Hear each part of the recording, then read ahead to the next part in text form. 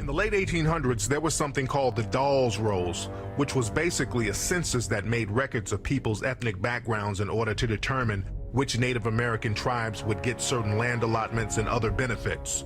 After slavery, many black people were associated with some of these tribes by bloodline, through marriage, through adoption, and even servitude.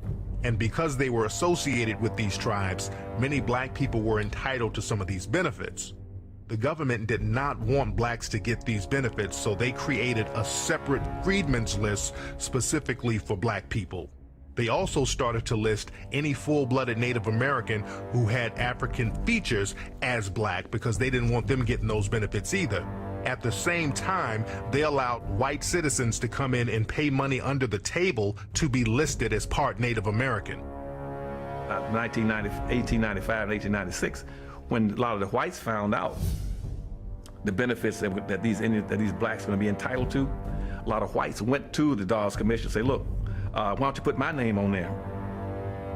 They said, but you're not an Indian. So that's what they said, well, I'll give you $5. So then the rule got around, the policy got around that for $5 that a white could put his name on the Dawes rolls and be called himself an Indian and be entitled to all these benefits, and all their children could be entitled to all these benefits forever. And so that became known as what's called a $5 Indian. And so if you go around now and check most of the Indians, the so-called Indians in America, about 90% of them are not even Indians. Those are just whites now who are passing as Indians. But they're getting all the benefits. And they're not paying any taxes, getting free college education. They put up a little reservation on the land that they don't live on. They have another home off and get all kind of benefits.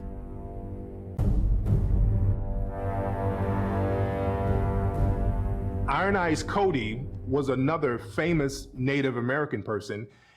He was in the media for years. In the 1970s, they utilized him for this pollution commercial. He was known as the Crying Indian. So he was a very well-known Native American in American culture. But the reality is, Iron Eyes Cody wasn't Native American at all. He was Sicilian. Both of his parents were from Sicily. So he didn't have one drop of Native American blood in him. He was another fake Indian.